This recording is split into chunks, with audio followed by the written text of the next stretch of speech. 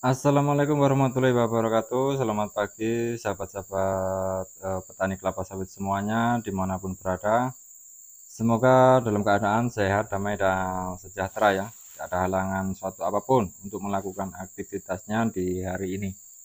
Baiklah sahabat petani semuanya, kali ini kita melakukan pemupukan ya. Melakukan pemupukan kelapa sawit kembali menggunakan pupuk RP atau rock fosfat dari produk Mahkota ya. Pupuk RP ini dengan kadar B2O5-nya sebesar 26% ya. Memang pupuk ini kadar fosfatnya lebih rendah dibandingkan dengan pupuk SP36 ataupun pupuk TSP walaupun sama-sama kandungannya fosfat ya. Pupuk ini sangat direkomendasikan sekali untuk wilayah gambut ya. Jadi direkomendasikan sekali untuk wilayah gambut itu pupuk RP ya. Karena apa? Karena kadar asamnya sangat rendah dibandingkan dengan pupuk TSP itu kadar asamnya sangat tinggi. Jadi fungsi dari pupuk RP ini juga intinya itu fungsinya untuk pengakaran kelapa sawit ya.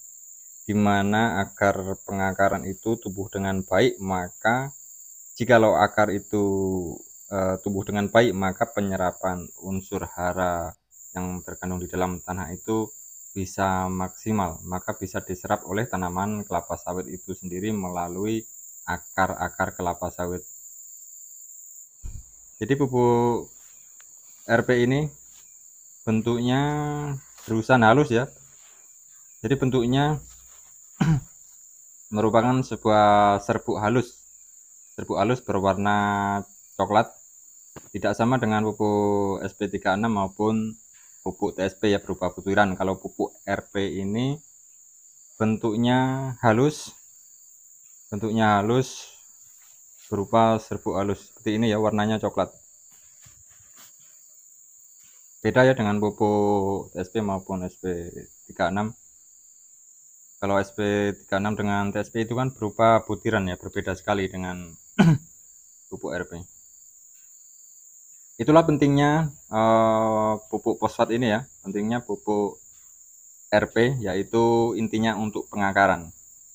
Walaupun kita melakukan pemupukan dengan pupuk yang lain itu secara maksimal, walaupun kita sudah memakai pupuk urea, pupuk KCL, dolomit, tetapi jikalau pupuk fosfat ini tidak diberikan maka akan sia-sia nantinya. Maka unsur hara yang terkandung di dalam tanah, unsur hara yang diberikan tidak bisa diserap oleh tanaman kelapa sawit itu secara maksimal. Karena apa? Karena akarlah sebagai penyalur utama unsur hara pada tanaman kelapa sawit itu adalah akar ya. Ciri-ciri dari pokok kelapa sawit yang kekurangan unsur hara fosfat seperti ini ya. Contohnya seperti ini yang kekurangan unsur hara fosfat. Batang sawitnya itu mengecil ya. Tidak bisa besar, batang sawitnya mengecil.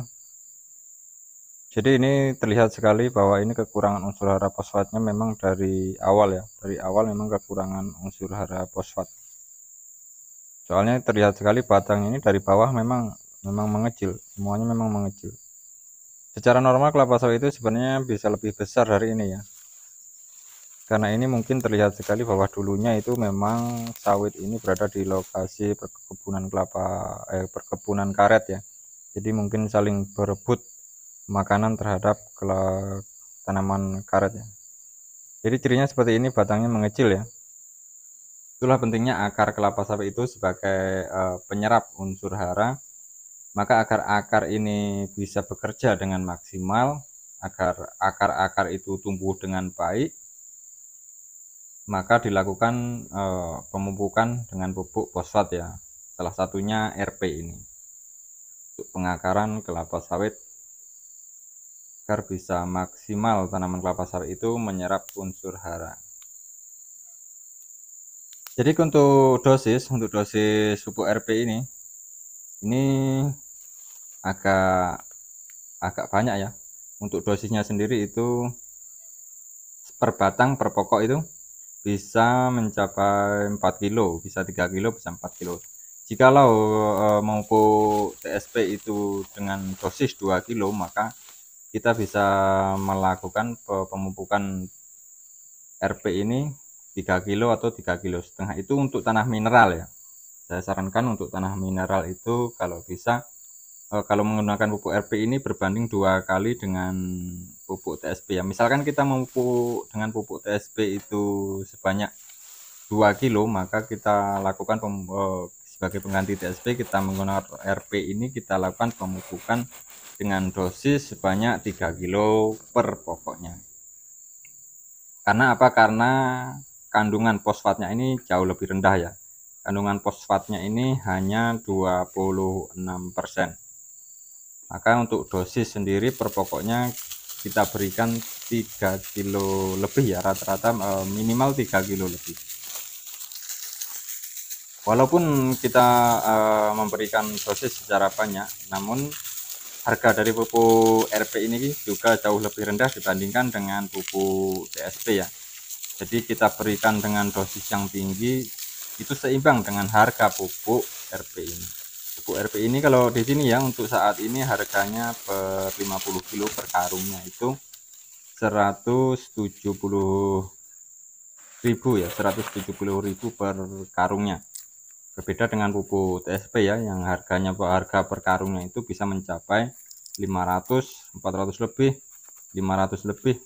Itu kalau pupuk TSP ya, tergantung mereknya ya, tergantung merek. Harga itu macam-macam tergantung mereknya.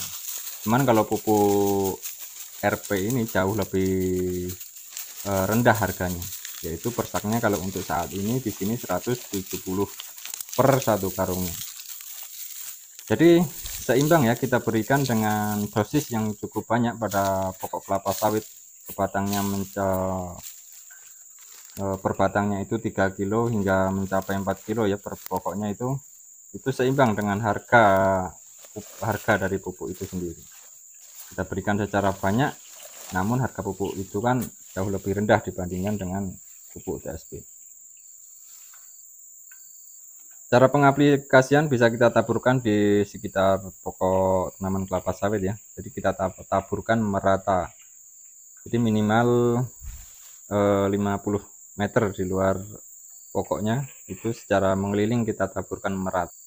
Ya itu ya, jadi untuk pupuk RP ini sendiri fungsinya intinya adalah untuk pengakaran dan sangat direkomendasikan untuk wilayah gambut.